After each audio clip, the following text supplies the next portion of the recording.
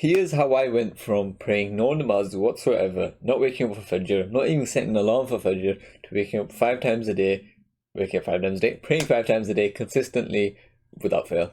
And hopefully by the end of this video, you will also be praying 5 namaz a day without fail. So let's get into it. I understand this video will probably be quite long, so I'm going to link the timestamps in the description for the different reasons, and then you can go to whichever corresponds with you. So let's just say the reason why you're not praying is because you feel that you sin too much. Then there's a section for that, which you can just go straight to. You can watch what's most relevant to you. Can't be asked. Okay, so you're over here saying you can't be asked. I don't think that's a good enough reason. I think if you were to dig a little deeper, you'd find the actual reason why you're not praying. I feel like a lot of people say they can't be asked, but it's not that. It's really there's a better, proper reason, but they either haven't realized it, or they don't want to say it because they don't want people to start lecturing them. Okay, so you say you can't be asked. Is that really true, or is it something else? Is there something holding you back, or is there not enough reasons, and not enough are the reasons not strong enough for you to go pray? So I feel like if you were to dig a little deeper, you'd probably find what. And if it's as simple as you just generally can't be asked. Okay, well, ask yourself: do you want other things in your life? Do you want success? Do you want riches? Do you want a beautiful wife, a beautiful husband? A sister might be watching this. Do you want X, Y, and Z in your life? Do you want to pass that exam? Do you want A's in that exam? Do you want all these things? You might be working towards those, but you might not be praying. Okay, you can't be asked praying, but you can be asked exercising and doing all these things. Well, praying complements that. It complements it more than anything. Think about it. The adhan, Hayy ala salah, Hayy ala salah, Hayy al falah, Hayy al falah. Come to the prayer, come to the prayer. Come to the success, come to the success. You are literally being invited to success. And it doesn't say success in a particular thing. It means success overall. And when you pray, you can ask for whatever you want. I want success in this. Okay, so you're coming to the success. You're praying, and then while you're praying, you're asking for specific things to come true. And who's going to make them come true? Who's going to bring them to fruition more than the one that provided you every single thing? Your eyes, your parents, your family. Food on the table. Clean water coming out your sink. Your sink tap. Shelter. All these things. He provided these for you, and you did not ask for them. You did not ask for them.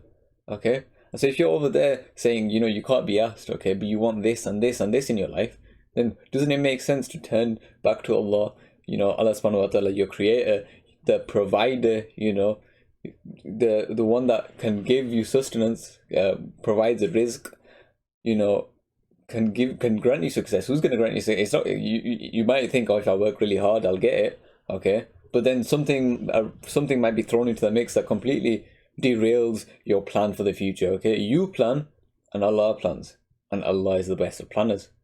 Okay, so if you have X, Y, and Z plan for your future, and you want that future, where you have this and you have this and you have this and you have this, you won't get that unless you ask Allah for it, because He is the best of planners. He blessed you in abundance. He's given you so many blessings, and all these blessings you did not ask for them. You're not grateful for them either. Okay, you're over here complaining. You're over here being sad, being a sad, ungrateful poo stain. My life's so hard. It's university. I can't get a job. Who's gonna give you this job except for Allah? He's gonna give you. Who else is gonna give you it? Okay. Yes, you might work hard and it might come true. Okay, but still, think about how much more success you'd be if you're literally the one who created the whole earth and created all your problems, created all the hardships in your life, and also created all the blessings in your life. He's inviting you, look how lucky you are. He's inviting specifically you, come to the success. Come to the prayer, come to the success. Success is literally being handed to you and you're not taking it. How foolish would you be to just, squander that, just to be like, forget it. And building on from that, express gratitude for the blessing that you have in your life. All these things that you've been given that you've never really thanked anyone for. Okay, and I guess there isn't anyone that you can thank for. You're not gonna. Who are you gonna thank for the fact that you have an index finger? Nobody intended to give you that index finger. you just have one. Okay, some people I'm sure are born without index fingers, or and they got into an accident where they lost their index finger. Okay, but you have your index finger and you don't realize, but this makes your life so much easier than with those who don't have an index finger. And this is just like a really minuscule example. I could go to anything. Okay, some people are born missing certain organs, I guess, and certain limbs. Okay, think about how lucky you are, and who gave you this? Allah. Allah gave you this all for free, all for free. Allah subhanahu wa ta'ala gave you this all for free. Okay, you did not ask for it. You did not ask for it. And he gave you it, and he blessed you with it, okay? And he protects you, even when you're sinning against him, even when you're not praying your namazes, which he made fard and obligatory upon you, he's still protecting you, and he's still looking after you, okay? Now, wouldn't it make sense for you to express gratitude to him, And not only that, he has promised you, and think about this, Allah has promised you, okay? No, your friend has promised you something, your mom has promised you something, Allah subhanahu wa ta'ala, who created the whole world, has promised you something, okay? And if he promised you something, he could split the earth into 4, into 5, into 6, just to make that promise come true, because he created everything. Okay, there is no reason for him to fail in a promise. He can't fail in a promise. It is not within his nature. All-powerful, an all-powerful being. Allah subhanahu wa ta'ala is an all-powerful being. He cannot fail in a promise. Okay, and he has promised you, if you express gratitude, he will give you more. He literally said he will give you more. Okay, if you are grateful for the blessing I've given you, I will give you more. So yeah, I think it's in Surah Ibrahim or something. I'll have it come up on the screen, on the video. He will give you more. So you have, let's just say you made like £100 last week. Yeah, you made £100. Go to your praying mat and pray and thank Allah for that, and he will give you more. And it's a promise. He promised you. He will give you more in your life upon the things that you already have. And you're probably such a lucky person over here, and you probably don't even realize it. Okay, remember, look at all this food, water, clothing, education, shelter. I don't know what country you're born in, but there's a good chance that, there's not a war going on right outside your house, is there? Okay, look how lucky you are. And you haven't expressed gratitude for it. Okay? Even if he wasn't to bless you with more, you should, just from the fact that he's given you all this, you should be expressing gratitude. And not only that, he's going to give you even more than you already have. Subhanallah. Isn't that beautiful? Huh? Anyways, talking about gratitude, there's a certain video that I watched. It's by Sheikh Khalid Yassin. Lovely video.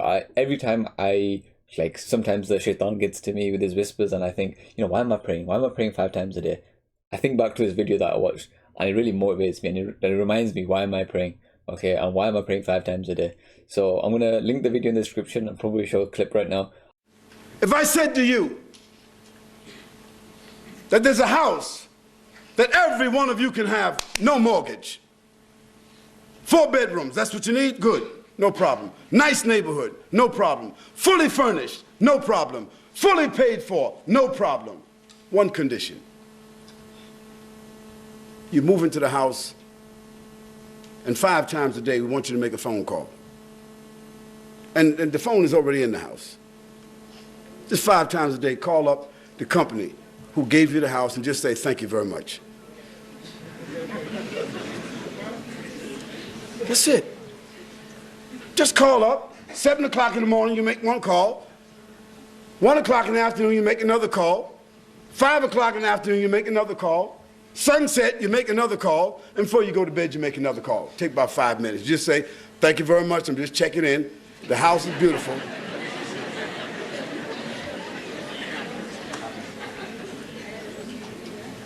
And there's no rent, no rent.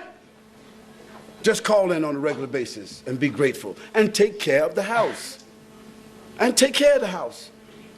And if somebody comes by and they just want to spend the night, they're hungry, give them whatever they need and let them keep going. Is that reasonable? How many people say that's reasonable? See? Everybody.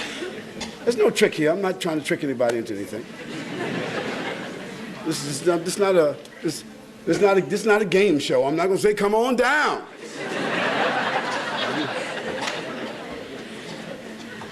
I'm trying to basically establish that human beings should be motivated to be grateful if they are given something that they have not paid for and that they don't have to pay for. Well, that house I'm speaking about is not a building. That house is you. That's you and me. And what I'm saying to you and myself is that we have to be grateful for the life that we have been given, because we are beneficiaries. You have been given this life without having to pay for it. Don't you think that it is reasonable to ask for the same conditions? If the creator of the heavens and earth, the benefactor, has given us all of this, the water, the air, our eyes, our thinking, our ability, the kidneys, our hearts, our ability to think, has given us our families, have given us the ability to express ourselves, given us our money, jobs, food, sustenance, clothing, dignity, freedom, honor, integrity, a chance at life, the gift has given this to us. Don't you think that it is reasonable for that creator, that benefactor, to say to you and I that we should recognize, we should conform, and that we should pay tribute? And you can watch it and you'll see, you know, oh, this is why I pray. This makes sense to me, okay? Because like I know it really, you know, hit me on a deep level, because I realize, you know, I'm being so like self-centered, immature. How like when you watch the video, you'll see like, you know, it makes sense. It makes sense to pray 5 times a day. It makes sense to go and thank Allah 5 times a day, you know, for all the blessings He's given me, and ask Him for anything that I want. So yeah, can't be asked. I sin too much. Look how happy I am. You're probably wondering, why is he so happy that you're sinning? Like, why am I so happy that you're sinning so much? You know, why am I smiling right now? That doesn't make any sense. Shouldn't I be sad that you're sinning too much? No, why am I happy? The reason I'm happy is, I say, Wallahi, when I was writing this, like the script kind of for this video, just like the bullet points, I was like, I just said to myself, instead of me trying to like write out what to say, I bet Muhammad Hoblos has made a video on this exact thing, which is like 40 times as powerful as anything I would say. And I opened a new tab, I wrote Muhammad Hoblos, I sin too much, and the first video I clicked on brought me to tears. Wallahi, it brought me to tears. Like, not even like I don't tend to cry much, and so if I was to, it would just like, you know, I'd tear up in my eyes. No, they were streaming down my cheeks. That's how powerful this video is. He's such a great speaker. Honestly, he really connects to people like on a deep level. You know, some speakers, like, you listen to them, but you kind of like block them out. But this, when you listen to Muhammad Hoblos, I don't know, it hits you right there, innit? And yeah, so I'm gonna just show his video, or show a segment of his video, and I'm also gonna link in the description. So please watch it yourself. No matter who you are, no matter where you are, no matter what condition you're in, no matter how much sin you've committed, no, Allah Azza wa Jal forgives all sins. Hadith Qudsi, authentic hadith. Allah says what? Rather before that, Allah subhanahu wa ta'ala speaks in Quran. Allah says, "O my slaves, those who have transgressed against themselves, don't you ever give up hope in the mercy of your Rabb, in the mercy of your Lord. Don't ever give up hope." And I'm not here to sweeten the, you know, or to try and inspire you or to wow you with my speech. Wallahi, I'm not. I'm speaking direct, authentic material. Don't you ever, I don't care how much sin you've committed, don't you ever give up hope in the mercy of your Lord. Your own mother, does anyone in this world, is there any doubt in anyone's mind that there's someone other than your mother that loves you? And is there anyone that loves you more than your mother? Impossible. Wallahi, even your mother, if you push the right buttons, she'll disown you. But Allah subhanahu wa ta'ala, the King, He says, "Oh my slaves, do whatever you please. Do it 1,000,000 times. Disobey me. Do whatever you want for 10 years, 20 years, 30 years, 40 years, 50, 60 years. You never prayed, you never fasted, sin among sin. And then once, only once, you turn to me and you say, Ya Rabb." Allah says, "Ya Abdi Naam, what do you want, man? What do you want?"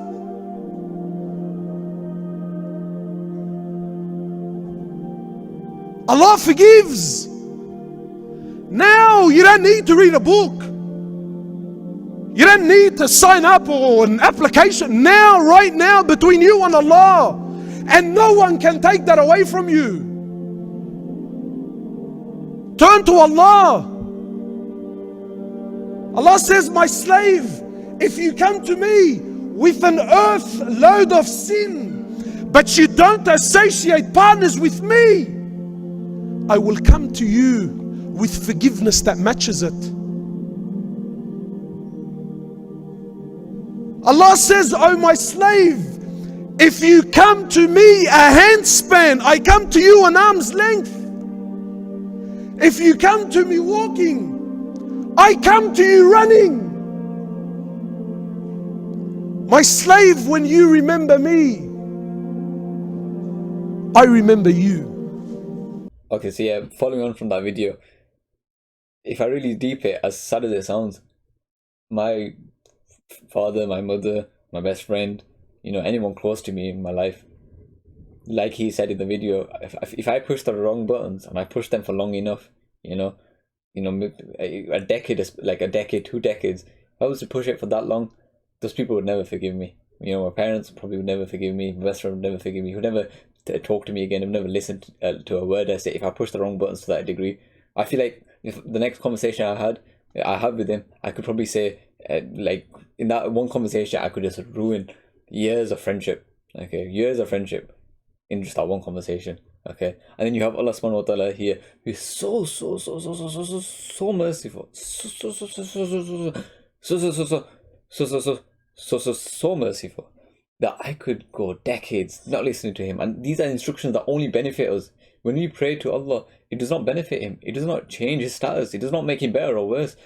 He's all powerful. He's levels. He's incomparable to us. He's levels above us. Okay. When I pray to him, it does not benefit him. It only benefits me. So these instructions that he's given us, these commandments he's given us, are only for our benefit. And we didn't listen. How rude are we? You know, how ungrateful are we as human beings that we just do not listen to him. We reject what he says, and we don't follow. We don't pray our 5 namazs a day, and we don't. What's it called? We don't express gratitude to him as often as you can. We don't make the dua to him. You know, we don't think about him. You know, we aren't. We don't fear him. We just kind of live our life like, you know what? You know, I don't need to go and pray and this and that. Okay, how ungrateful are we? And then he's over here. We could do this for decades. You know, 60 years we could be sinning. 60 years. Just one second, one moment, just 10 seconds. We just went, Ya Allah. And you do this sincerely. Ya Allah, please forgive me. I will never do it again. That's it. Boom. 60 years of sin wiped. Completely wiped. And that's a promise he's made. If you were to repent sincerely and ask for forgiveness, you will completely wipe that sin. Not only that, I'm pretty sure, please don't quote me on this, but I'm pretty sure even he will replace it with a good deed. So you were to sin so much and you ask for forgiveness and he replaces it with good. All that sin is now good. Do you see how merciful he is? You will never find that on this earth. You will never find a human being. You know, you'll say, if for most people, they'll probably say, like, if you were to ask them who loves you the most, they'll probably say, you know, either their partner, their wife, or their best friend, or their mother, or their father. Those people would never be as merciful as Allah. Okay, so you know, you're worried here, you're stressed, you're thinking, oh, I sin too much, there's no point me praying, you know. Nonsense. Absolute nonsense. Bukwas. Go pray. Honestly, he is so merciful. It actually makes me emotional when I think about how merciful he is, okay? You know, how forgiving he is, how loving he is. You'll never find that on this earth. Okay, it's literally out of this world, that love, literally. So yeah, anyways, so this video I found yesterday, you know, while I was researching for this video. I had no idea this was a thing, like you could do this, but I'm glad I found out, because this is something that I'm going to probably take with me for the rest of my life, and you should take this with you for the rest of your life. Apparently, you know, according to Muhammad Hoblos on the video I watched, you can pray while sinning. I don't know that. I knew that, like, you know, if you swore, you know, after you swore, you'd probably go pray, because, you know, I feel like that swear isn't gonna isn't something that would stop you from praying. But you need wudu to pray. If you were to swear, you still have wudu.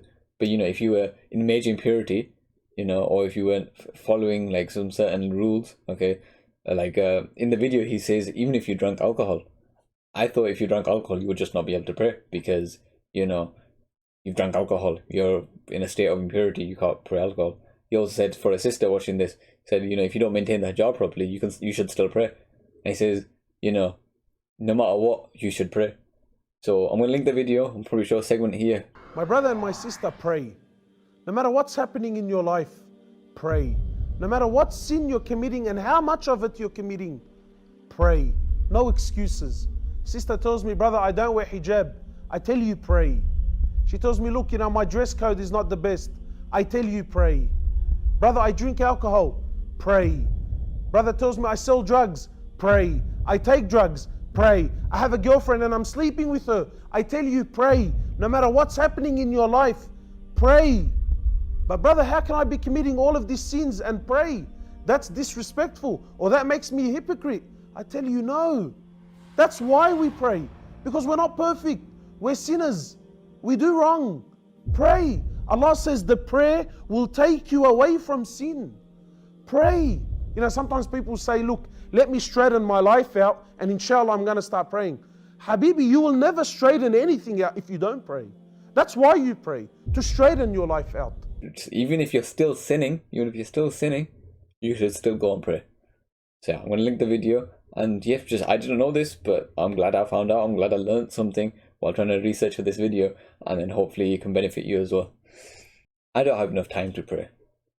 I call poop, utter poop, okay? That is just a lie, okay? You do have enough time.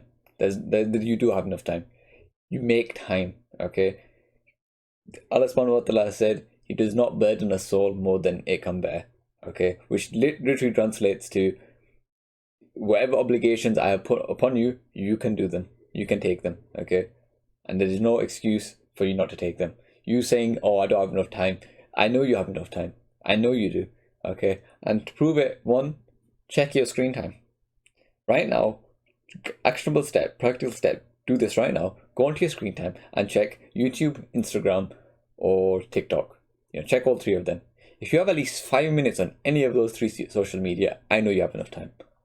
I can almost guarantee that there's nothing you saw on those three social medias that you spent 5 minutes on. At the minimum 5 minutes, you might even spend 2 hours, 3 hours, 4 hours on them, maybe even 8 hours, okay? I guarantee in 5 minutes that you spend on either of those social media, you did not learn something that would change your life, okay? That would change your life. And what does this prayer do? It not only changes your life, it changes your afterlife. It affects your eternity, your akhirah, okay? That's what prayer does for you. And that 5 minutes you might have spent on TikTok, okay, but you probably don't even remember what you learned. You just mindlessly consumed just nonsense, okay? And even if you did learn something, can you tell me for a fact, definitely 100%, that that's going to benefit you after you die? Every single second, every single minute you're on this earth, you're walking towards your grave. You're literally just metaphorically walking towards your grave, okay? And would you rather walk away from Allah as you're walking towards your grave? Would you rather walk towards Him? And prayer is literally a connection with Allah. It's literally like you speaking directly to Allah, okay? So you have 5 opportunities every single day, okay, that Allah has given you this opportunity to take a break from reality, to take a break from all the distractions and nonsense going on in real life, and to take a break and to thank Him for what He's given you, and to ask for forgiveness, and to ask for Jannah, okay? You asking for Jannah, you do this 5 times a day for eternity, for literally forever. After you pass away, it will benefit you, and you will be living in heaven, rivers of milk and honey, bliss, no more worries, no more anxiety, just pure happiness, okay? How are you neglecting all of that, and you're spending 5 minutes on TikTok, 5 minutes on YouTube, 5 minutes on Instagram? It doesn't make any sense. It just doesn't, because it's completely pointless when you compare it to salah and how powerful salah is. It's so powerful. Oh, and another thing, Okay, so let's just say now I've convinced you that okay, maybe you don't have enough time, but you still are struggling.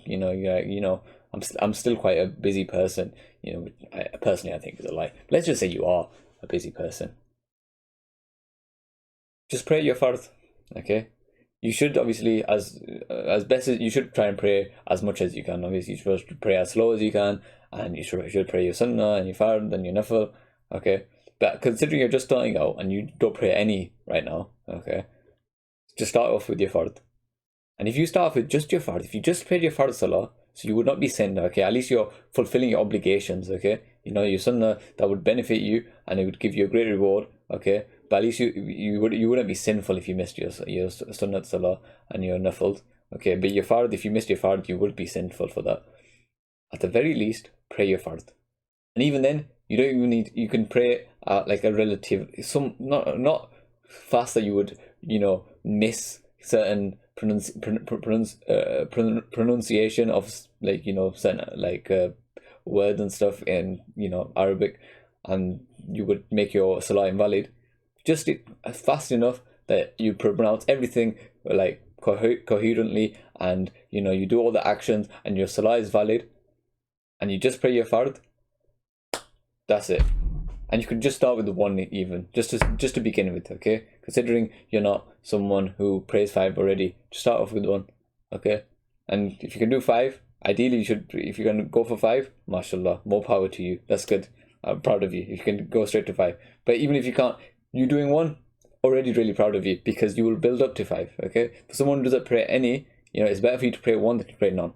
And then you pray 1, then you pray 2, 3, 4, 5, and you'll build up to it. You'll build up to it. So just to prove this point even further, I'm going to film me praying all 5 namazes, and you will see how little time it takes, okay? I'm going to pray just the farz. I'm going to show you me praying the farz at a pace that, would not make my salah invalid, okay? Obviously, you should try and read it as slow as you can, but as you're just starting out and you're struggling with time, okay, I'll read it at a considerable pace, and, I'll just pray the farz, and you will see how little time it takes. Out of my day, it does not take much time at all. And that's what I'm going to prove to you. If you were to take 2 minutes per rakah and you were to pray just the fard and the witr and isha, and you did 3 wudus in total in a day, it would take you maximum 46 minutes to pray all 5. Okay, obviously you can read longer and you can read more namazes, which will extend this time. But maximum for someone who's probably starting out and just reading at a relatively okay pace, not missing anything, especially things that would make salah invalid, 46 minutes, okay? And you may take 20 minutes, 30 minutes, if you're using a bolt, 15 minutes, okay? But the point is, you definitely have enough time to pray all 5 namazes, okay? There is no excuse, okay? And these are spread out throughout the day. So don't think of it as one 46-minute block, which would probably be it'd probably be less than that. So let's just say 35 minutes. It wouldn't be a 35-minute block. It'd be, 5-10 minutes in the morning for Fajr. Okay, Zuhr and Asr, 10-20 minutes. And then towards the end of the day, Maghrib and Isha, another 10-20 minutes.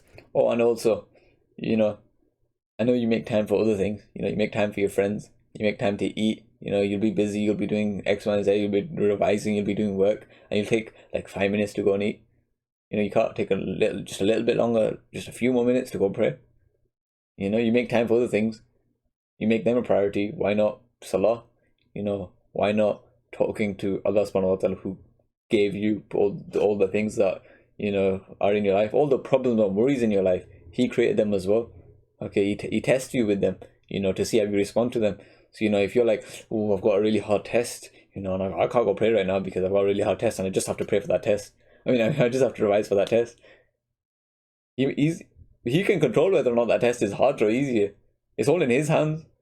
Obviously, you're the one who created the test. They did it as well, but they can only have done that through Allah, through Allah giving them that ability. So Allah really controls whether or not that test is hard or not. So if you're over here saying, I don't have enough time because you're at work and you're hard at work and you don't want to stop for a few minutes to go and pray, or you're revising and, you know, I can't take a break from revising to go pray because it'll ruin my concentration or blah, blah, blah. Stupid. Doesn't make any sense. Nonsense, honestly, because you quickly going for a break to go pray and coming back and then carrying on, that will benefit you much more than that 5 minutes of revision that you would have had. Okay, come to the success. Remember the adhan, literally the call to prayer. Literally, they're calling you to pray. Inside the adhan, it says, "Come to the prayer, come to the success." There you go. Subhanallah. What else do I need to say more than that to convince you? I don't. Like, really, you should be completely convinced at this point. Okay, I'm a good Muslim, and because of that, I don't need to pray. Okay. I'm going to just assume that if you're saying this, you're probably somewhat young. And maybe you're not that young. Maybe you're my age, but you're probably young. And the reason I'm saying that is because I used to think this when I was younger. Before I started praying at all, I always told myself, why should I pray? Or why would I pray? You know, I'm a good Muslim. If I'm a good Muslim, I don't need to pray. You know, how stupid was I back then to think, you know, oh, I don't need to pray because I'm a good Muslim. You know, that doesn't make any sense. And, you know, just on the small chance that you also have this excuse, you know, I'm just going to quickly go through it. First of all, utter nonsense, okay? You no matter what you say, you have sinned, okay? You know, you listen to you watching this. I know you can't say for a fact, definitely 1000%. You cannot promise me that you've never sinned in your life. So you have sinned, okay? Okay. So you're a good person, but you've sinned a few times. Then you have the Prophet Muhammad sallallahu alaihi wasallam, the most perfect human being to ever exist, a role model for everyone, for all of mankind, the best of mankind. What was I saying? I completely lost my train of thought. What was I saying? Oh yeah, a best of creation, you know, best of humanity, and he prayed 5 namazs a day, and he prayed them slowly, and he prayed even more. Okay, he prayed more than any of us. He prayed crying. He cried praying for us. He cried praying for us, for the ummah that was about to come. He prayed for the ummah. He prayed for us, and he didn't even meet us. Okay, he never met us. He doesn't know about us. He never met us. Yet he cried on his prayer mat. My brothers, you spend the night with your families. You spend the night with your wife and children. Nabi sallallahu alaihi wasallam used to spend the night worrying and crying about you. Nabi sallallahu alaihi wasallam is in sajda. Tears are flowing from his eyes. He's in prostration. Tears are rolling down his cheeks. My brothers, and he stays in this position all night. There is only one verse of the Quran flowing from the blessed lips of Rasulullah. He is praying, "O Allah, in tu'adhibhum fa innahum ibaduk wa in taghfir lahum fa innaka antal azizul hakim." O Allah, if you punish my ummah, O Allah, they are your servants. O Allah, they are your slaves. Wa in taghfir lahum. O Allah, if you forgive my ummah, and you can so easily forgive them, O Allah, you are the Ghafoor, you are the Rahim, you are the Arhamur Rahimin, you are the most merciful and more kind. O Allah, if you forgive them, you are the Almighty, you are the All-Wise. Another occasion, and yet again, you are the concern of Rasulullah sallallahu alaihi wasallam. You are on the priority list of Rasulullah sallallahu alaihi wasallam. Such was the love Nabi sallallahu alaihi wasallam had for you, that yet again Nabi sallallahu alaihi wasallam is in prostration. Nabi sallallahu alaihi wasallam is in sajda. He is bowing down in front of the Lord of the heavens and the earth. Tears are flowing from his eyes again. And this time Nabi sallallahu alaihi wasallam, he does not raise his head from sajda till the Almighty Allah pities Muhammad sallallahu alaihi wasallam, and he says to Muhammad, "O Muhammad, lan ukhziyaka fi ummatik." O Muhammad sallallahu alaihi wasallam, I will never disgrace you with regards to your ummah. I will make you happy with regards to your ummah. My brothers, yet again this time Nabi sallallahu alaihi wasallam is going for Hajj. Nabi sallallahu alaihi wasallam, it is the Hajjatul Wida, it is the farewell pilgrimage, and yet again you are on the concern list of Rasulullah sallallahu alaihi wasallam. Nabi sallallahu alaihi wasallam is thinking of you. It is the eve of Arafah. Nabi sallallahu alaihi wasallam has his hand raised. He is looking towards the heaven and he is praying, "O Allah, I beg you, forgive the ummah Muhammad sallallahu alaihi wasallam. O Allah, forgive all the sins of the ummah Muhammad Rasulullah salawatullahi wa salamu alayhi." The prayer is answered, "O Muhammad sallallahu alaihi wasallam, we will forgive all the sins of your ummah except for the hukuk al-ibad, except for the rights of man." Such was the love Nabi sallallahu alaihi wasallam had for you, O Muslims. And he was the best of creation. He could not do no bad. He could not sin. He could not do a single bad thing. He was the best of us, you know. His good deeds were, huge. The amount of good deeds were huge. And still, you know what he said? He used to say, he would say, even I am not worthy of Jannah. Even I am not worthy of Jannah. And the only reason, if I was to get into Jannah, the reason I would get in is from Allah's mercy. Literally, Allah subhanahu wa ta'ala, this is the last prophet.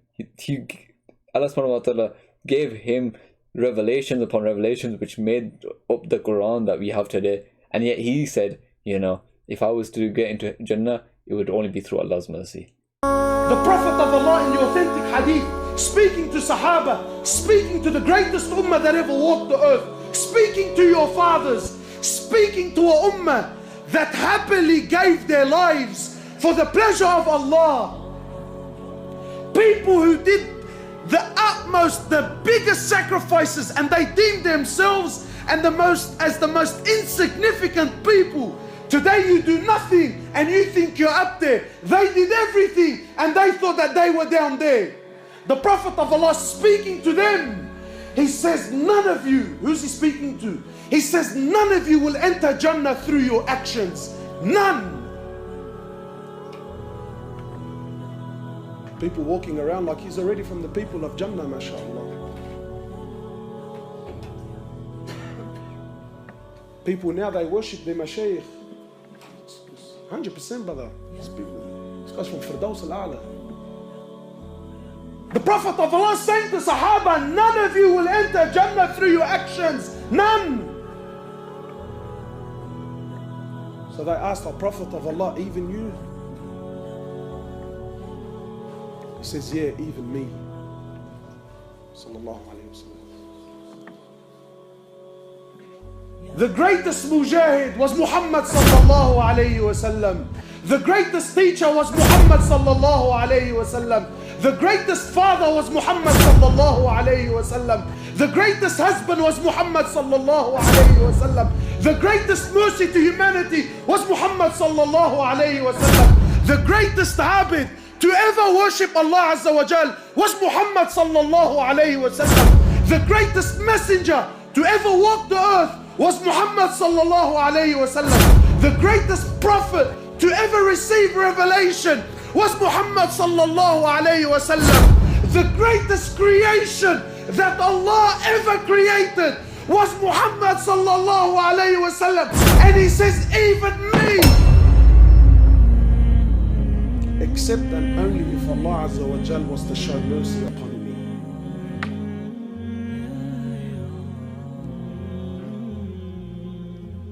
Even me. People walking around like there's something.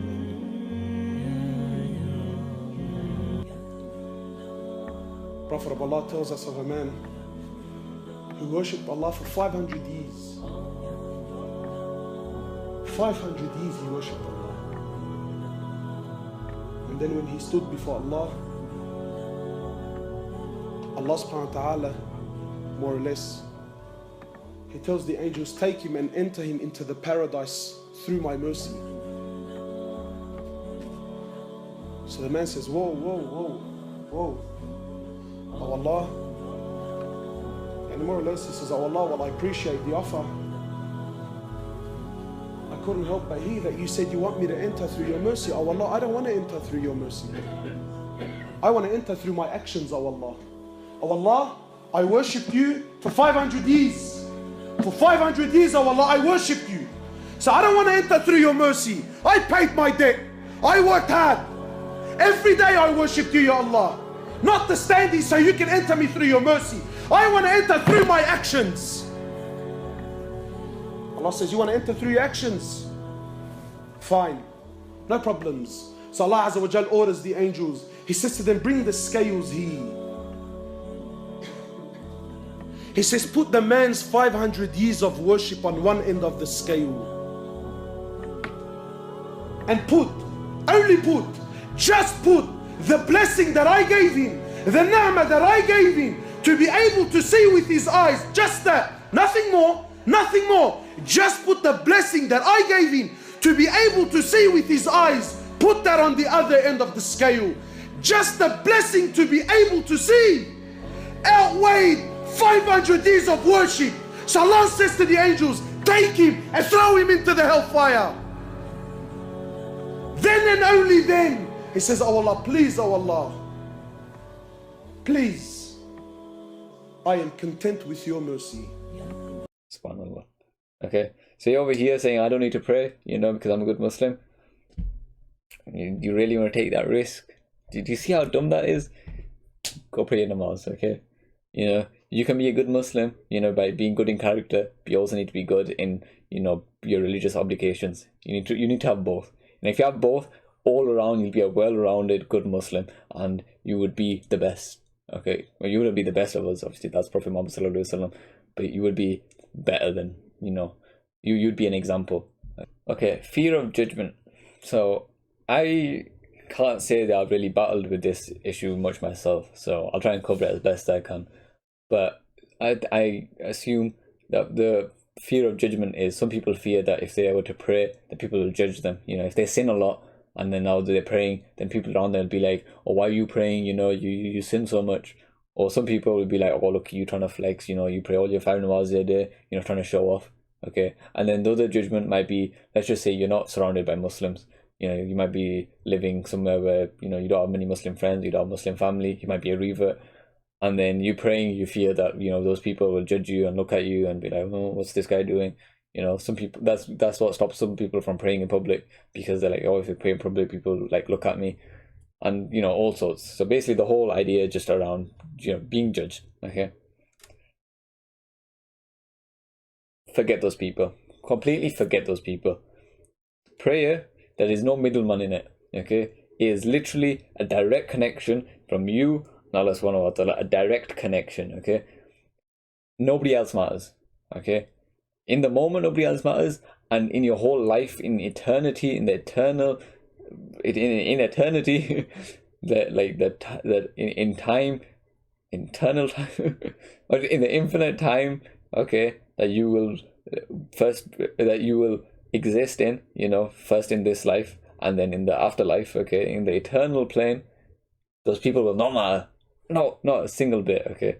You fear that you might worry that those people might be judging you, might look at you the wrong way, they might think, or they might say X, Y, and Z about you. Forget them, okay? Completely forget them, because you will die one day. You will die, and you will die alone, okay? You will not be accompanied by anyone, okay? And the only thing that will accompany you is your good deeds, okay? That salah that you do will accompany you, and it will bring you comfort and security in the grave, okay? But those people won't.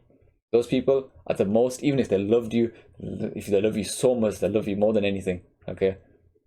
I guarantee 2 weeks, maybe a month, they'll stop visiting your grave. They won't come to your grave anymore. They'll move on with their lives, okay? They've got their own lives, okay? Your life ended. They're not sit around their whole life, thinking about you, visiting you every day. They're not, okay? They're not going to accompany you anymore. All those people who said X, Y, and Z and are making comments and are judging you and saying, things that, don't make you feel very good, okay? All those people do not matter. Forget them. Literally just remove them from your mind. Just forget them, okay? Because, again, when you die alone. And the only one, and if you die and you don't die with your salah with you, you'll be crying. You'll go into your grave and you'll be crying. You'll be begging. You'll be like, Ya Allah, please, another second, another moment, so I can pray, that I can remember you, Allah subhanahu wa ta'ala, that I can fear and pray to you and ask you to forgive me, even just express gratitude to you. Just 1 second, please. You'll be begging, you'll be crying, okay? And you'll be longing and for forever to pray one last time. Now, when you buy a house, there's got to be a kitchen, bathroom, toilet, shower, 2 bedrooms, attic, garage. These are the things you look for. For them, some of them never had kitchens in their houses. They never had kitchens in their houses. Some of them. But you know what they had in their house? They had a grave. They all had a grave in their house. Now why? To remind themselves that death is something that can come at any moment. Listen to me, brothers and sisters. They would lie down inside their grave and they would say what Allah says they say in the Quran after the angel of death takes their soul. They will say, Allah, send me back. Please, Allah. When they see the angels, the Prophet ﷺ said in Surah Al-An'am, Allah said to the Prophet ﷺ in Surah Al-An'am, Allah said, Ya, O Messenger, if only you could see them on that day when the angels rip their soul out of them, they will be striking their faces and slapping their backs, and they will say, please send me back. Allah said they'll be slapping their faces as they're pulling their souls out of them. Send me back. Please send me back. I'll pray this time. I'll dump that girl this time. I won't play around with the girls no more. No more cigarettes. No more weed. No more watching things online. No more talking to the guys. No more music. No more disrespecting my parents. I will pray. Allah, please send me back. Tell these angels, hold me down for a second. Send me back. Just 2 minutes. Send me back. Oh, let me die with my head on the ground in sajda. Let me die. But Allah says, no. You will not be able to return. They will scream, Rabbi irji'uni. Send me back, my master, please. But they will say no. So the Salaf would lie down in the grave whilst they're still alive, and they would say this to Allah. They would say, Rabbi irji'uni. My master, send me back. Rabbi irji'uni. Send me back. Please send me back. Then they would come outside of their grave. They would look at themselves and they would say, Allah gave you a chance. He brought you back. Fix up before you die. Because the time will come when you will say these words and Allah will tell you, no. The ink is dried and the pens have been lifted. Enter the hellfire. Okay, and then what happened? Because you had your chance. You had your chance in this life and you didn't take it. And why didn't you take it? For irrelevant people. Even your parents here, if they're here affecting whether or not you pray because you fear of them judging you, even they are irrelevant here. You know, your best friend is irrelevant here. All your friends are irrelevant here because you die alone. It's just you. And when you die alone and you haven't got salah to your name and you haven't got prayers to your name because you were so scared of being judged, when you're inside that grave, that's you're gonna hate yourself. You're gonna be so upset with yourself. Why didn't I pray? Why did I let those people's thoughts and taunts get to me? Why did I? Okay, it's just I'm just alone now. Those people don't visit me anymore. Those people don't even come to my funeral. These people don't even care about me. These people don't even think about me. And yet here I am alone, you know, scared for the day of judgment. When that day comes, you know, what will happen to me? You know, will I enter Jannah? Will I not? Okay, wouldn't that be nice? You know, when you're alone, you know, you might be alone for years, decades, centuries. You might be there for 200 years alone, scared, you know, waiting for the day of judgment. Would you rather wait with no salah, nothing to your name? Would you rather wait with, you know, all that salah that you did, all that good worship that you did, all that remembrance of Allah that you did, you know? If you remember Allah, He will remember you. Okay? And when you die, after that, nobody else matters. This world, all the people, these earthly things, you know, all these materialistic, and you know, in the grand scheme of like your whole life, will not matter. It will only be you and Allah. That will be the only thing that you care about.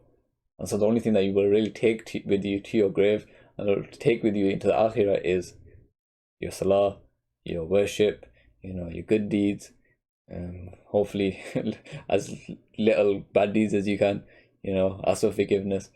So make sure you pray your salah. Make sure you always, you know, read prayer 5 times a day, and that you don't neglect your salah, especially not because of some just dumb people. Okay, if you're worried that, like, you know, people will look at you and be like, wow, he's such a grave sinner, you know, he sins so much, you know, why is he praying? You know, people are stupid. Okay, the point of salah is to ask for forgiveness.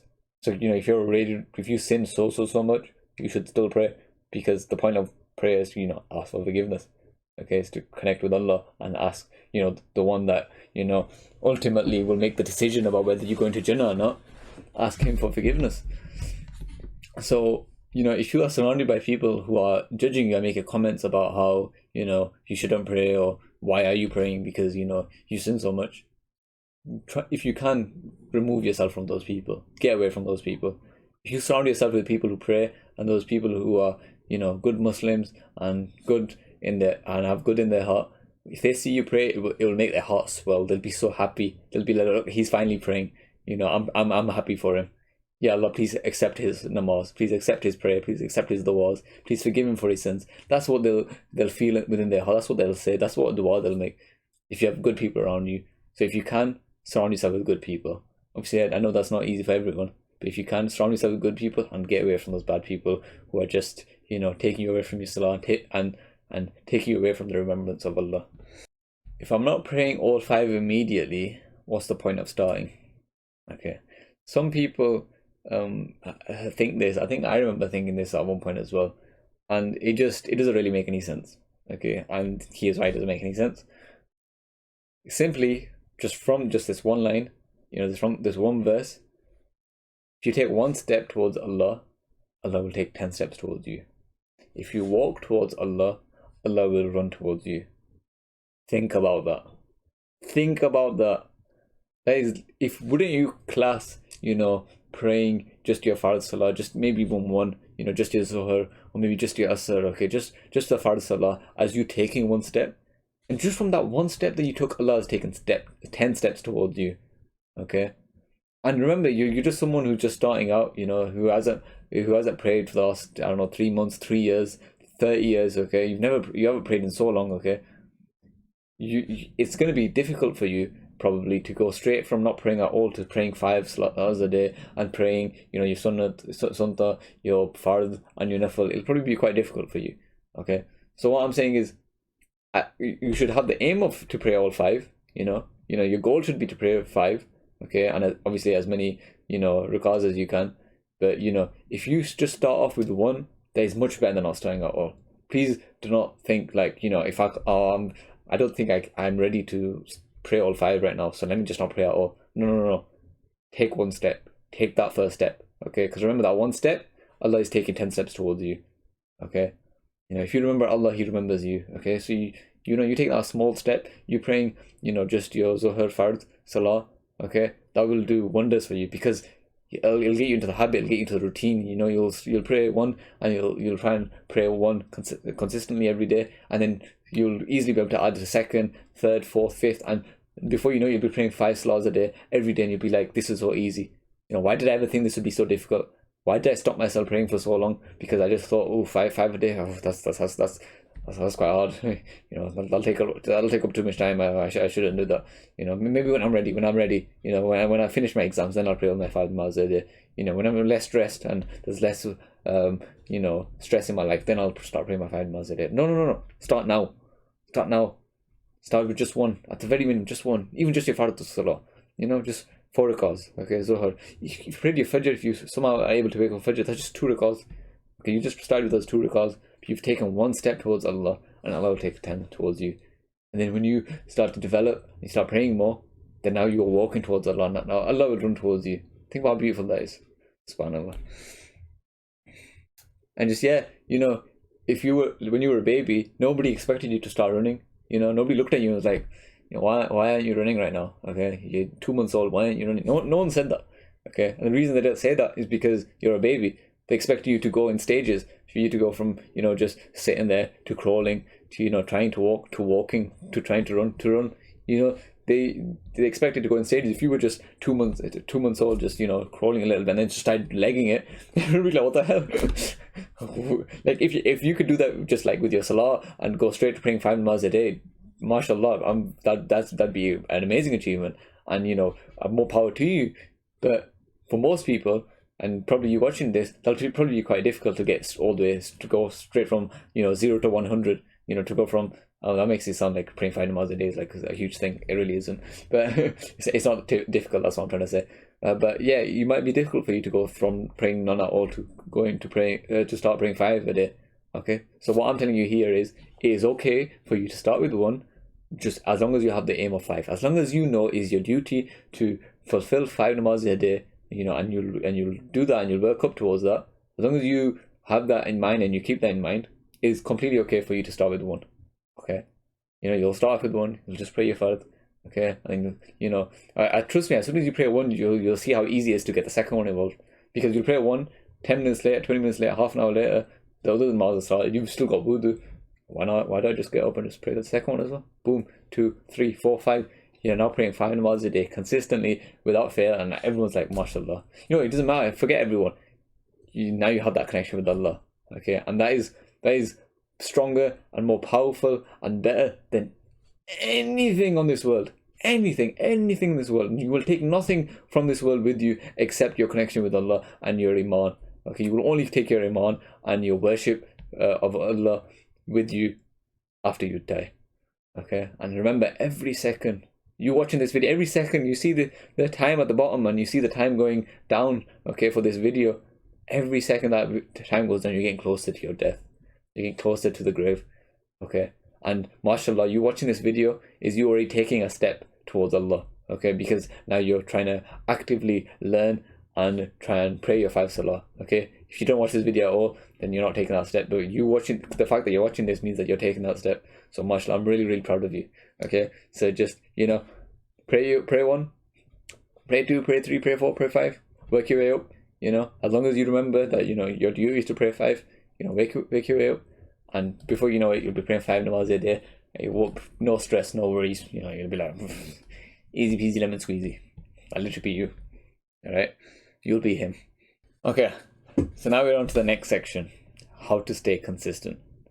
Okay, so in this section we're just going to cover, like, I'm just going to basically give you a few tips, okay, for you to take with you after this video that will hopefully encourage you to, you know, stay more consistent with your salah and that you don't miss any. That you can become more and more consistent over time, and that's really the most important thing here, to start praying 5 consistently. So hopefully these tips will help you to, you know, stay consistent. So number 1, set alarms. Okay, I personally do this quite a lot.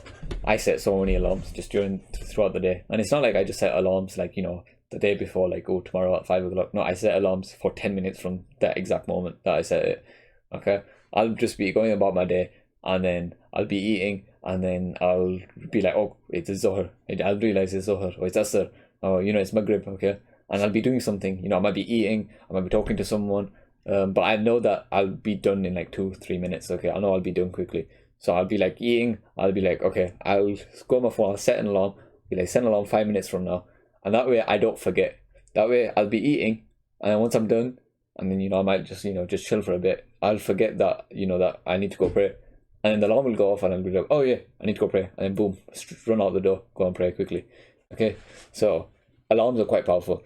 Okay, you know, the best thing you can do is actually download like an app that, you know, has like adhan reminders on it. You know, like, you know, will remind you when the salah starts.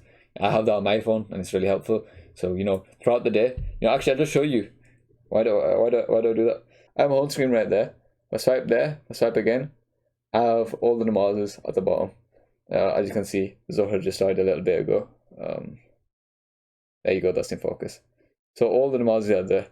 So I have the adhan, like alarm sound. Sometimes it doesn't even go off. I don't know why. Sometimes it doesn't go off. But even then, I just look at the time and be like, I feel like Asr's about to start now, you know, because you kind of get an idea when Asr's going to start. And you know, obviously Maghrib when the sun goes down.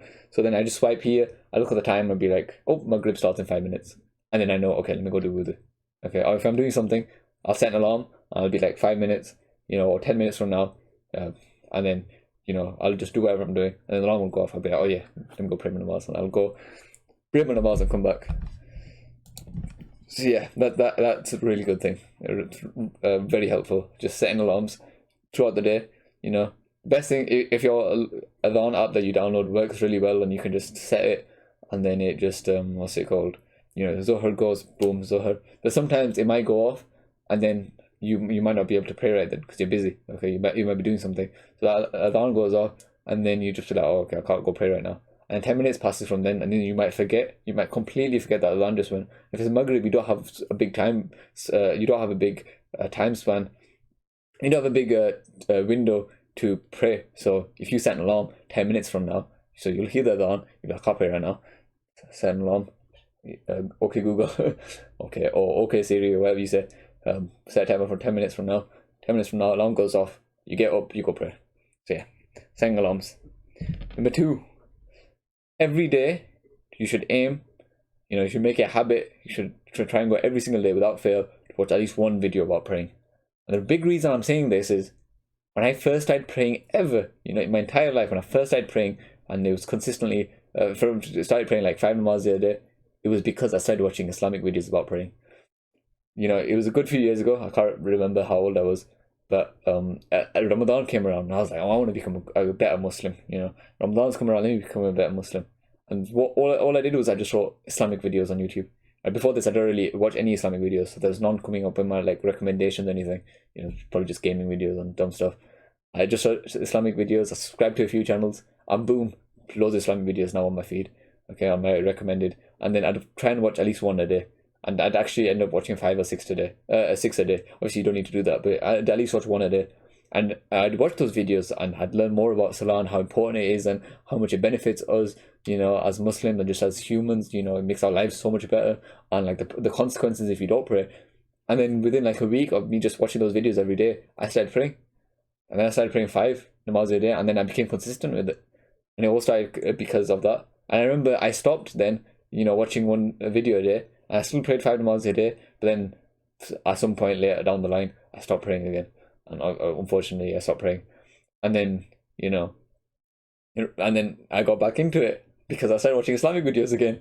Islamic videos are kind of the reason that all this kind of knowledge, I guess, that I'm saying right now is because I watched so many Islamic videos in the past about praying, which has made me pray, and I'm trying to spread that to you so then you can also pray.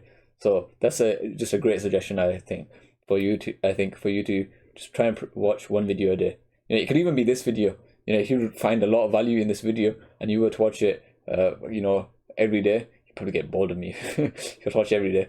But, if you watch it every day, that would also work, okay? But, there's other great speakers out there who talk about prayer, and there's plenty of Islamic channels out there that cover it in a lot better detail than I do, and, have it's a lot more powerful than I am.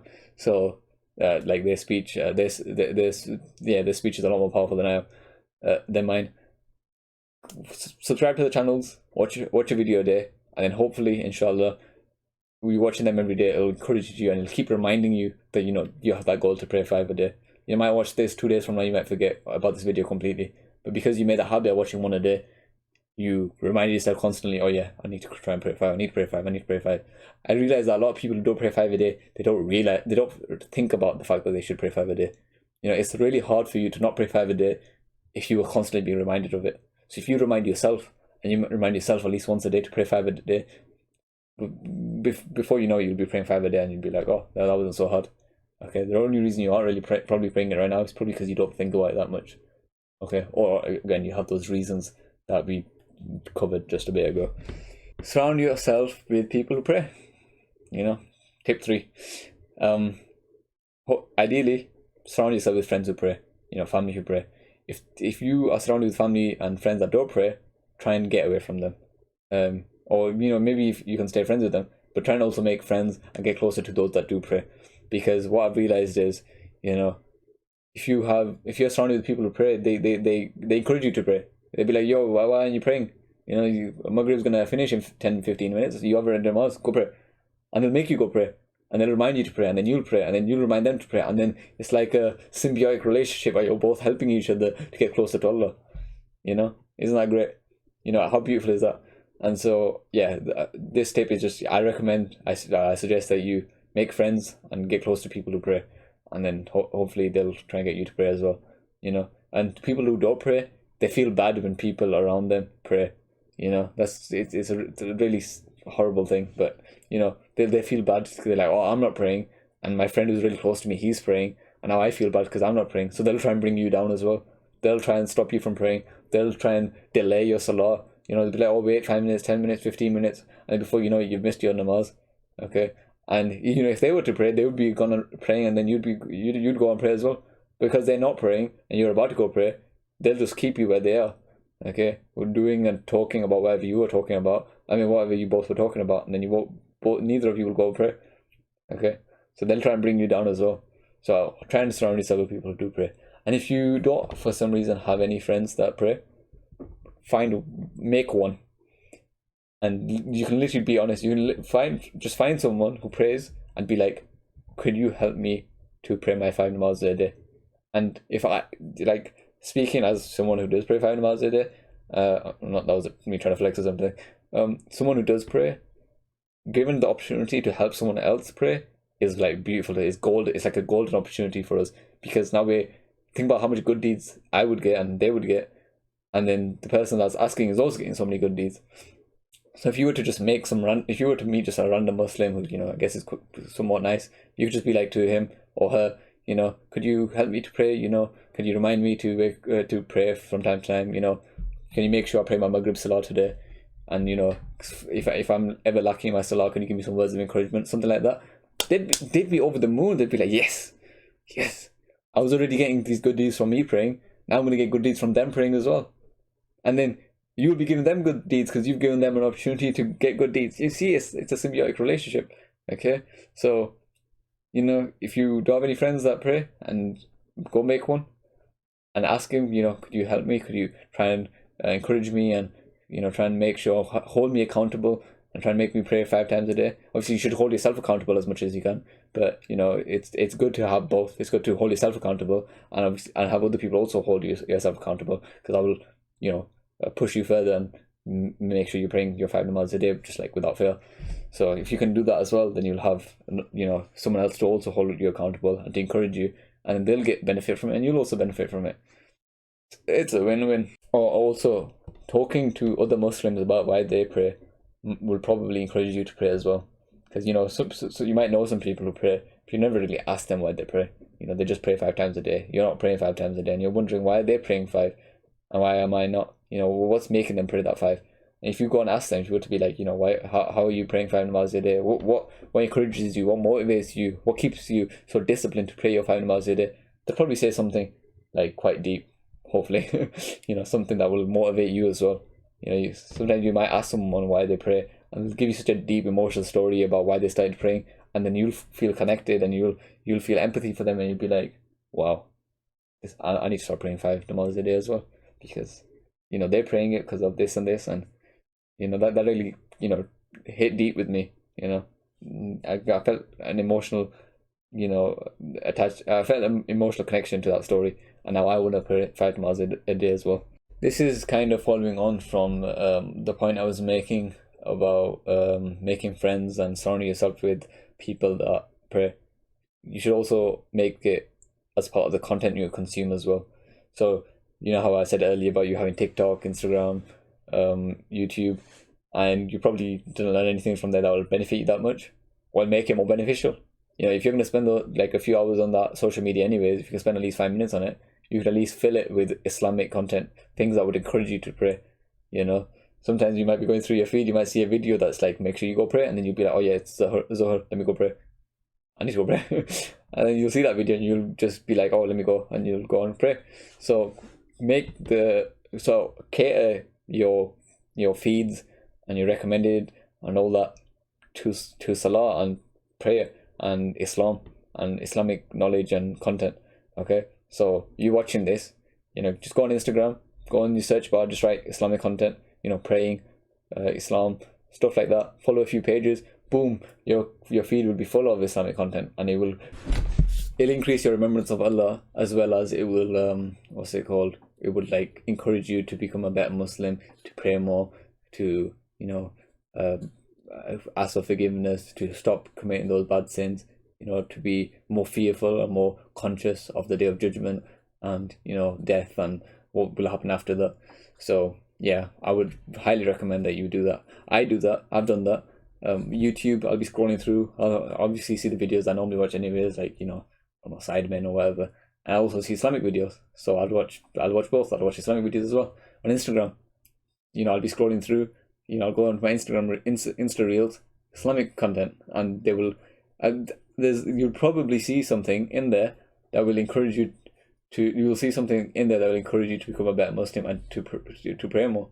Okay, you know, some of the things that I'm saying here, I saw on Instagram because I followed an Islamic page who posted like a video from a sheikh or a talk, you know, beyond, and then, you know, a Molvi or, you know, a speaker said a certain thing about Salah, or about being a better Muslim, about, you know, remembering Allah, fearing Allah more, and then that connected with me, you know, just as I was mindlessly consuming on my phone, and then I connected with me, and then encouraged me to become a better Muslim, encouraged me to, he got me to get up and go and pray. Make it known that salah is a priority to you. Make it known to the people around you. If you're, let's just say it's like 10:30, 11 o'clock at night, and you're someone who struggles to wake up for Fajr, unless they sleep early. If you sleep late, you're able to wake up for Fajr, and you're talking to someone, you're talking to your friend, and you're just chatting away, and you're like, oh, I don't want to miss Fajr. Just be honest, just tell them, just be like, yo, you're not going to pray my namaz for me. I am. So shut up. I'm going to go pray, and I'll come back, and then we can carry on talking. Okay? And they might be like, oh, yeah, just give me 5 minutes, give me 10 minutes. No. I'm going to go right now, and you can carry on straight back from, carry on from where we left off from as soon as I'm back. I'm going to go pray now. And you should go pray as well. Do that. You should do that. Okay? Because, what's it called? If you make it priority, people will acknowledge and come to terms with the fact that this is now a new priority for you and that they should respect it, and then they won't come in the way of you praying. If you're like, I want to pray, and someone is like, they don't think you're that serious about it, they'll be like, oh, chalo, leave it. Don't worry about it. Pray later, pray at home. But if you're adamant, you're like, I'm going to pray right now. I want to pray right now. Okay, I want to pray in the mosque. I want to pray right now. I want to go. You'll be in a call right now. Just give me 5 minutes. I'm going to go pray and come back. Make it priority. Make it known. And when you make it known, you'll believe for yourself that it's a priority, and you'll take it more seriously yourself as well as others. And if you can't make it a priority, if you feel worried and you feel anxious about telling people, like let's just say you're on a phone call, you feel anxious, like, oh, I don't want to disrupt the conversation, and say, oh, I need to go pray. Or if you say, like, I'm going to go pray, and they just keep being adamant, like, oh no, just wait 5 minutes, or just leave it. Forget them. Remember, these people aren't important. When it comes to the Day of Judgment, they're not going to help you in the Day of Judgment. Just turn your Wi-Fi off. That's what I did. I mean, that's not what I did, but that's what I realized you could do. Just turn your Wi-Fi off. If you're talking to someone, if you're texting someone, if you're on call with someone, turn your Wi-Fi off. Okay, or end the call. Be like, my service went, and go pray your namaz and come back. What they're gonna say? Like, oh, don't turn your Wi-Fi off. I mean, what's it called? Don't have like a Wi-Fi interruption. You can't control it. Obviously, you did it on purpose. Obviously, if you can't be truthful and just be like, if someone is getting in the way of your salah, just turn it off and be like, oh, my Wi-Fi went, sorry, and go pray your namaz and come back. And just to further highlight this point, I was on holiday not that long ago. Okay, when I was abroad, I was on the phone with my mate, and my Wi-Fi went because my internet was really poor where I was living. So my internet went, and it went for like a solid 4 or 5 minutes. And I thought to myself, okay, it's going to be gone for 4 or 5 minutes. Asr has just started, let me just go pray Asr.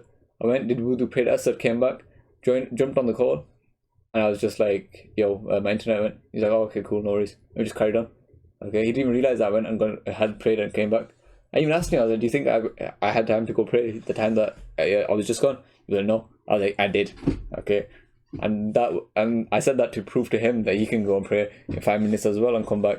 And it's not going to take up too much time. So yeah, what's it called? Yeah, if you need to, just make it happen. If you're chilling out with some people, you really need to go pray, and they just won't stop talking, you don't have to leave that social situation. I need to go to the bathroom. My mum's calling me. I need to go do this. Or I don't know, I really need to go to the toilet right now. And just get out and go pray. Okay? Because salah is a priority. You should make it a priority. You should make it known that it's a priority. And if you can't make it known for whatever reason, just escape from that situation wherever you can, whichever way you can, and go and pray. No excuses. Another tip is to read Qaza. Make up any missed salah. Let's just say you watch this video, and then tomorrow you pray 5 namazes. MashaAllah, great.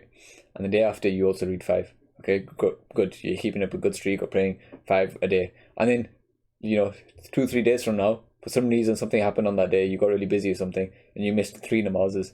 Instead of not praying those 3 and just leaving it and just praying the last 2, just praying Maghrib and Isha, and then thinking back on the day and be like, yeah, I only prayed 2 namazes a day. Make up the 3 that you missed. They say that I'm pretty sure it's the hadith, that if you realize, as soon as you realize that you missed a namaz, so either that's by forgetting or you slept through and you missed Fajr, as soon as you remember, go pray it. So if you missed a salah for whatever reason, as soon as you can, go and pray it. And obviously, because it'd be made up, it won't be as if you prayed the actual salah.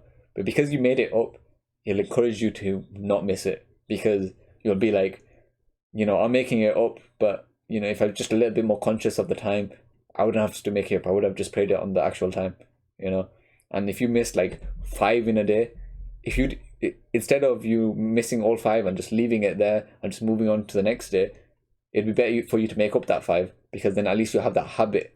You're making the habit of praying that 5 no matter what. Because if you made a habit where 3 days you just not pray 5 namazs at all, it'd be really difficult for you to then on the 4th day to pray 1, 2, 3, 4, 5, because you missed 3 days of 5 salahs. Okay, but if you were to instead make up any namaz you missed, and you just to always make up the namaz that you missed, then you would consistently be praying 5 no matter what. Even if for a whole week you just did not pray any, but you made them up, you would still have the habit of praying 5 every single day. Okay, obviously it's better that you pray at the designated time, because that's where you will get the reward. You will be would it be sent for it? If you were to miss them intentionally, you would be sent for that. But let's just say you missed it, and for whatever reason you just missed it. It's better that you make it up, and then to make sure you pray the next one on time, and to try not to miss another one again. And that way you'll keep up that habit. You'll make up that habit of praying 5 a day. You'll just be praying 5 a day no matter what. Okay, so the last one is a little bit unorthodox. I'll be honest, it's slightly unorthodox. Well, it's really unorthodox. Actually, why am I saying it's unorthodox? It's just a bit, I guess, it's just not, I don't know if you would expect it in this video. But you should join an Janazah, funeral announcement, group chat, board, whatever. And the reason I'm recommending this is because up until 2 weeks ago, I wasn't part of a Janazah, funeral announcement group chat. So if someone died, I wouldn't know. Okay. The only way I'd know is through relatives, through friends who would tell me, like, said and said, so and so person passed away. Okay, and then I'd be like, oh, wow, that's really sad. Let me go to the Janazah, or oh, that person passed away. Inna lillahi wa inna ilaihi raji'un. Kind of like that. But when I joined that group chat, instantly, I found out how many people were passing away close to me. And the thing about salah is, a lot of people who miss it, they don't have the fear of death. They don't think that their death is near.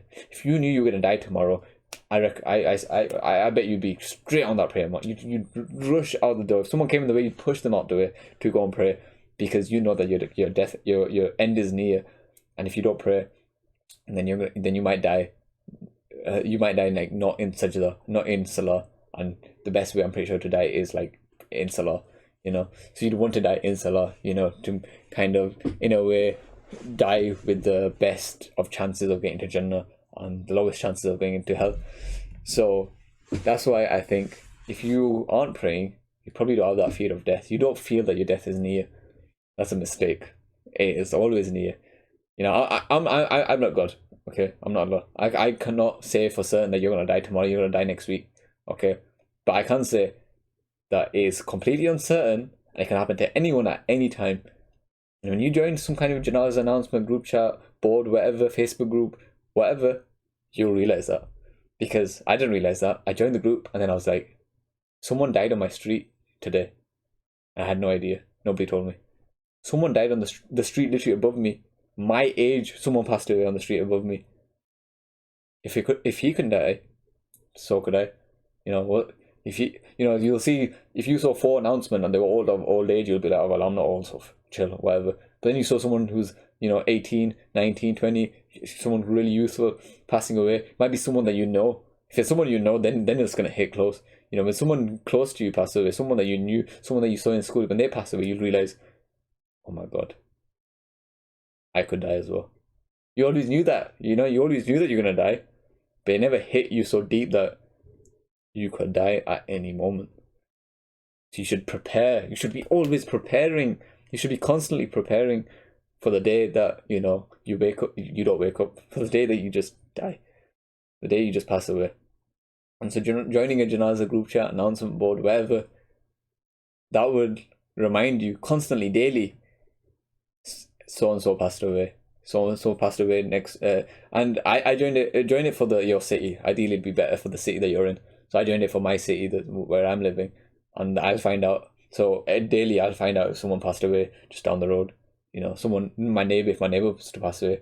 I think I know if my neighbor passed away, probably I'd find out through my dad would probably tell me, the neighbor passed away. But just 3-4 houses down, someone passed away, I probably wouldn't find out.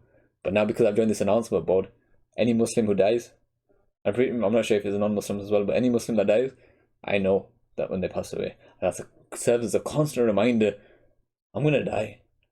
And when I die, I'm going to be asked 3 questions. I'm going to be asked, who is your Lord? What is your religion? Who is your prophet? And if you don't pray, the way I see it is, how can you be certain? How can you be more confident? How can you be confident that you'll be able to answer those 3 questions? Because Allah has given you 5 times every single day to remember Him, to acknowledge Him as the one and only God, and He has no partners, and that Islam is your religion, and that Prophet Muhammad sallallahu alaihi wasallam is your prophet. Every single namaz you acknowledge that, literally.